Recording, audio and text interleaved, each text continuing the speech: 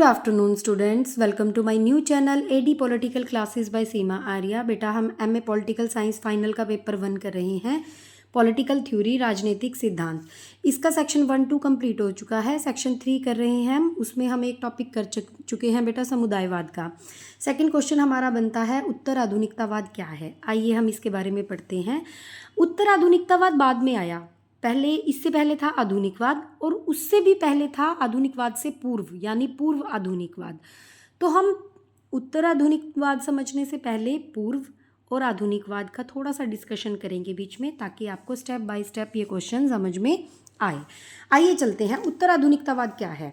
उत्तर आधुनिकतावाद का अर्थ है आधुनिकता के बाद की स्थिति, जिसको हम आधुनिक अपनी मानते हैं ना कि आधुनिक विचारधारा आई, उसके बाद की स्थिति को उत्तर आधुनिकतावाद कहते हैं। अर्थात आधुनिकतावाद के बाद की विचारधारा की ऐसे विचार जो आधुनिक समय के बाद में आए। इसका प्रयोग सर्वप्रथम 1915 में जर्मनी के दार्शनिक रुडोल्फ ने किया था। ये नाम आप याद रखें, अगर नहीं भी याद रहता तो स्किप कर सकते हैं क्वेश्चन में। ठीक है बेटा, यह ऐसा दृष्टिकोण है जो यह मानता है। अब हम बताएंगे कि उत्तर आधुनिकतावाद कैसा दृष्टिकोण है। यह ऐसा दृष्टिकोण है जो मानता है कि सत्य, ज्ञान, नैतिकता और संस्कृति जैसी चीज़ें निश्चित नहीं होती। ठीक है, जैसे हम कह सकते हैं ना, हमारी तो संस्कृति ऐसी है, हमारी विचारधारा ये है, हमने ये ज्ञान प्राप्त किया था, हमारे ऋषि मुनि ये हैं। तो उत्तर आधुनिकतावाद कहता है कि ये सब निश्चित नहीं होते, बल्कि समाज, भाषा और व्यक्ति के अनुभवों के अनुसार ये सब चीज़ें बदलती रहती हैं। आइए अब हम इसको क्रम में समझते हैं। ठीक है, क्रम के अनुसार हम देखेंगे। देखिए, उत्तर आधुनिकतावाद के वास्तविक रूप को समझने के लिए हमें पहले पूर्व आधुनिकतावाद और उसके बाद आधुनिकतावाद को समझना होगा, तभी तो हम समझ सकेंगे ना। देखो, ये क्रम होता है इसका। आज का युग कौन सा है? उत्तर आधुनिकतावाद का। इससे पहले क्या था?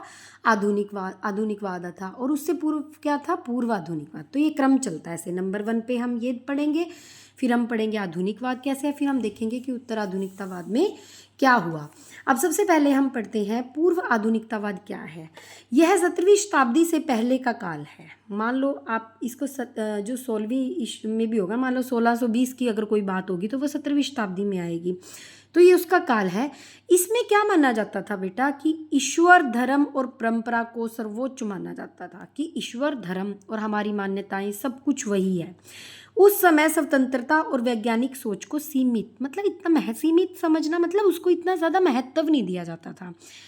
औरतों की स्वतंत्रता या किसी आदमी की भी पर्सनल लाइफ, ये सब कुछ कहाँ था पहले नहीं था। पहले क्या था? ईश्वर, धर्म और परंपरा, ये इम्पोर्टेंट थी। आगे देखते हैं इसमें। अर्थात सब कुछ ईश्वर की देन है, सब कुछ ईश्वरीय शक्ति, बाद में राजनीति, मतलब राजनीति बाद में थी। वो कहते थे कि सब कुछ किसकी देन है? ईश्वर की, सब परंपराएं हैं। उसके बाद का युग कौन सा आया बेटा? आधुनिकवाद युग आया। ठीक है, आधुनिकतावाद की शुरुआत 17वीं शताब्दी के बाद हुई। 17वीं शताब्दी से पहले जो भी है वो पूर्व आधुनिक है, और 17वीं शताब्दी के बाद किसकी हुई? आधुनिकतावाद की। यह विचारधारा विवेक, बुद्धि को प्राथमिकता देने लगी थी और तर्क, विज्ञान और प्रगति का समर्थक है। ये वाली जो विचारधारा है ना आधुनिकतावाद की, ये बुद्धि और विवेक को, तर्क को, विज्ञान को, प्रगति को, इन सब की समर्थक हो गई थी। ठीक है, मानव की स्वतंत्रता भी ये मानने लगी थी और वैज्ञानिक दृष्टिकोण को भी प्राथमिकता देती है ये वाली विचारधारा। इस विचारधारा जो तर्क वाली, विज्ञान वाली है, अब इसके भी बाद अब कौन सी विचारधारा ने जन्म लिया बेटा? उत्तर आधुनिकतावाद। ठीक है, अब देखो ये विचारधारा क्या कहती है, इसके बारे में समझते हैं। यह 20वीं शताब्दी के उत्तरार्ध से शुरू हुई और यह विचारधारा, ये वर्तमान वाली है बेटा, और यह विचारधारा परिवर्तनशील, विविधता, अनुभव और बहुल सत्य का युग है। अब ये विचारधारा क्या कहती है कि एक जैसी बातों को हम नहीं मान सकते, क्योंकि समय के साथ और परिस्थितियों के साथ सब कुछ बदलता रहता है। अलग अलग अनुभव, बहुल सत्य, अलग अलग सत्य का ये युग है। उत्तर आधुनिकतावाद केवल एक की बुद्धि या पक्ष को सही नहीं मानता। जैसे पहले क्या होता था, किसी एक ऋषि ने कुछ कह दिया उसको सब सच मान लेते थे, किसी एक बड़े नेता ने कुछ कह दिया मान लेते थे, लेकिन आज का युग ऐसा नहीं है। वो कहते हैं कि कोई भी अगर कोई बात कहता है वो अपने अकॉर्डिंग कहता है, वो सच नहीं है। वो कहता है कि केवल एक की बुद्धि या पक्ष को सही नहीं कहा जा सकता, बल्कि मानता है कि हर व्यक्ति का विवेक, तर्क महत्वपूर्ण है, क्योंकि अगर कोई लाल चश्मा लगाकर देखेगा तो उसको तो सब कुछ लाल ही दिखाई देगा। फॉर एग्जाम्पल वो कहता है ये बात कि किसी ने लाल चश्मा लगा रखा है तो उसको ही लाल नज़र आ रहा है ना, बाकी सबको तो नहीं नज़र आ रहा।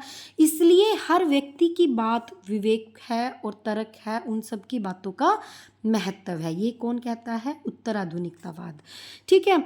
उत्तराधुनिकतावाद समाज को यह सिखाती है कि किसी एक विचार या व्यवस्था को अंतिम न माना जाए। अब जैसे क्या है, आज के बच्चे देखो आर्ग्यूमेंट करते हैं ना, वो बड़ों की बात, जैसे बड़े कहते हैं हमारे समय में तो ये होता था, तो वो कहते हैं कि आपके समय में होता होगा, अब नहीं होता ऐसा। तो वो जनरेशन गैप को बिल्कुल भी नहीं मानते। वो कहते कि आपको अब हमारे अनुसार चलना है, आपके पेरेंट्स आपके अनुसार चले होंगे। आजकल तो बच्चे माँ बाप के साथ, बड़ों के साथ, दादा दादी के साथ आर्ग्यूमेंट कर लेते हैं ना। तो ये आज का युग है कि किसी एक विचार या व्यवस्था को वो अंतिम नहीं मानते कि जो आपने कह दिया वो अंतिम है, या जो आपने अपने टाइम में किया वो अंतिम है। नहीं, चेंज होती हैं चीज़ें। विचारों की विविधता और अल्पसंख्यकों का दृष्टिकोण को भी समान महत्व दिया जाना चाहिए।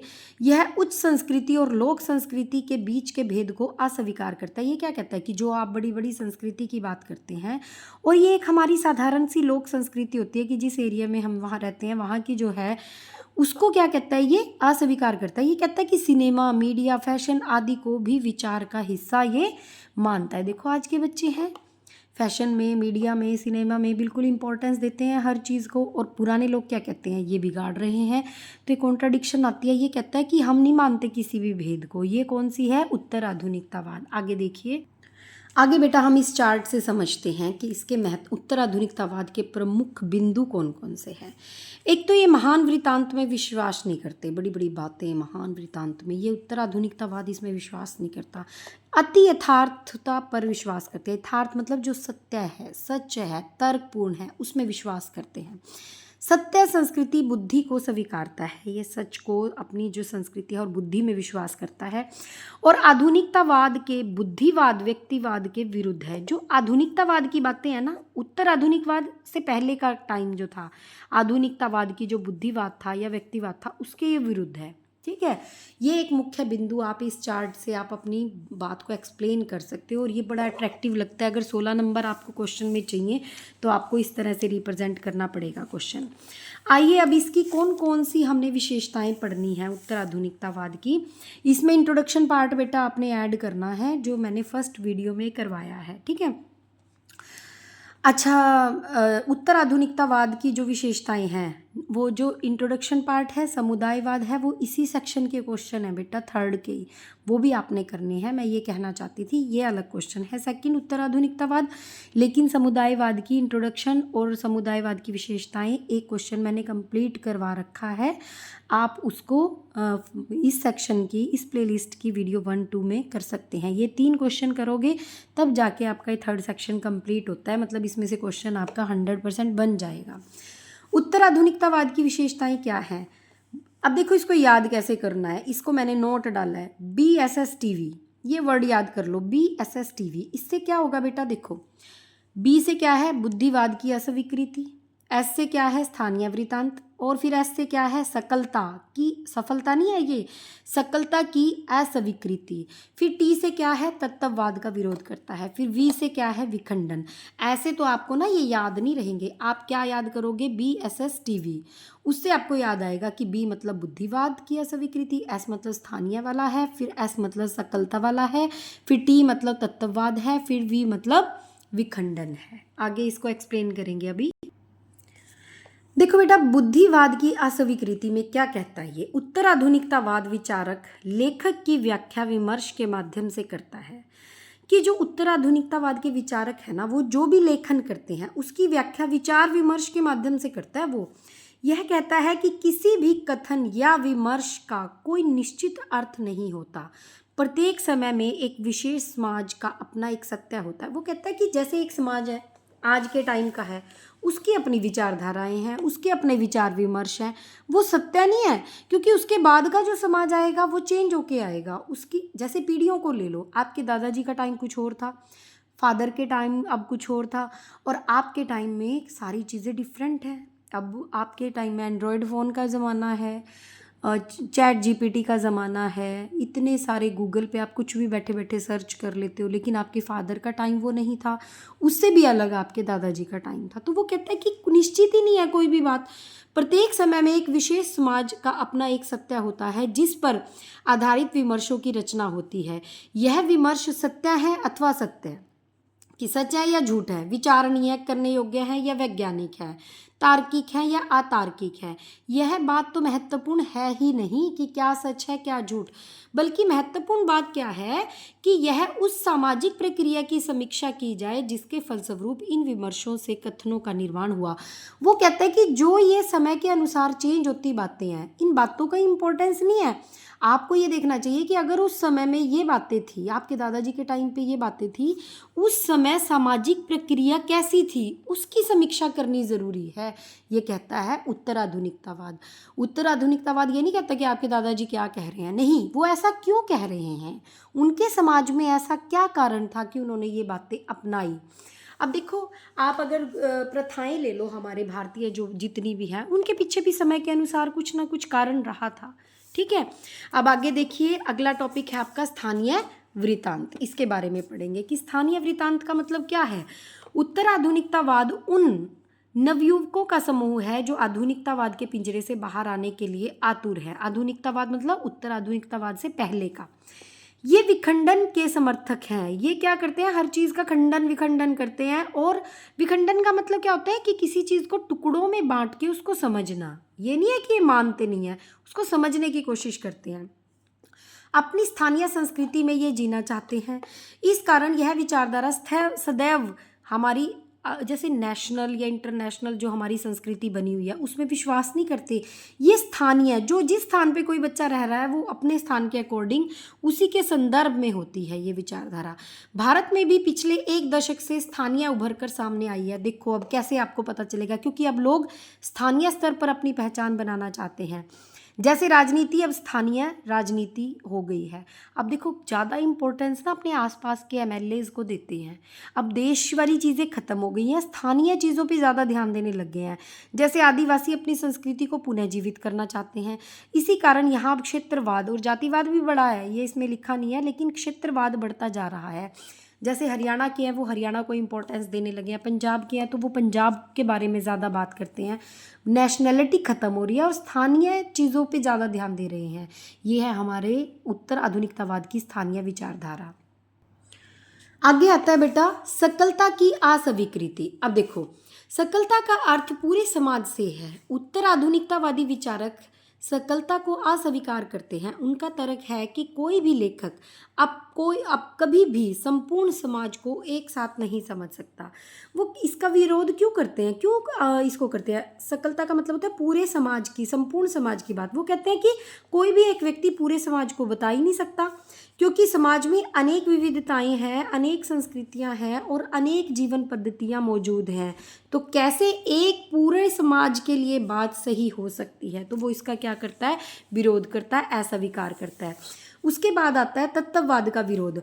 उत्तर आधुनिकतावादी विचारक तत्ववाद का विरोध करते हैं। विचारकों के अनुसार क्या कहते हैं वो, कि संपूर्ण ब्रह्मांड को एक निश्चित सार्वभौमिक मतलब सबके लिए एक सिद्धांत में बांधना तो विचारों की संकीर्णता, यानी मतलब उसको बिल्कुल छोटी सोच होगी ये तो, कि सारे आपने ब्रह्मांड को एक ही सिद्धांत में बांध दिया। कैसे हो सकता है ये, क्योंकि विषयों या व्यक्तियों की पहचान सभी जगह एक जैसी नहीं हो सकती, सब जगह अलग अलग होती है।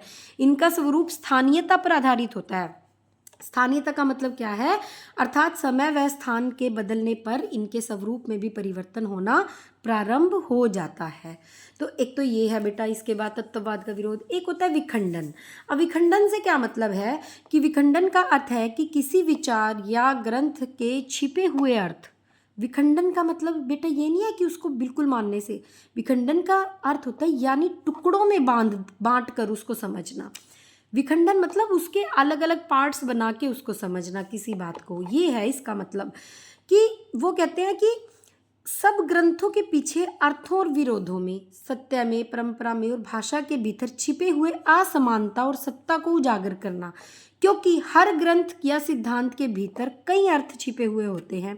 इसलिए हमें उन्हें विखंडित करके देखना चाहिए, यानी टुकड़ों में बांटकर उनको समझना चाहिए कि उनके पीछे कौन सी धारणाएं या पक्षपात छिपे हुए हैं। विखंडन का मतलब क्या है कि अलग अलग अर्थों को, विरोधों को किसी भी ग्रंथ में या परंपरा में, सत्य, परंपरा, भाषा के पीछे बहुत सारी चीज़ें छिपी हुई होती हैं, उनको अलग अलग पार्ट्स में डिवाइड करके समझना चाहिए। बेटा ये वीडियो बड़ी हो जाएगी, इसलिए आलोचनाएं और निष्कर्ष मैं नेक्स्ट वीडियो में कराऊंगी। अगर आपको समझ आ रहा है तो प्लीज़ मेरे चैनल को लाइक करें और सब्सक्राइब करें, ताकि मैं और बुक्स भी एमए की कंप्लीट कर सकूं। Thank you so much.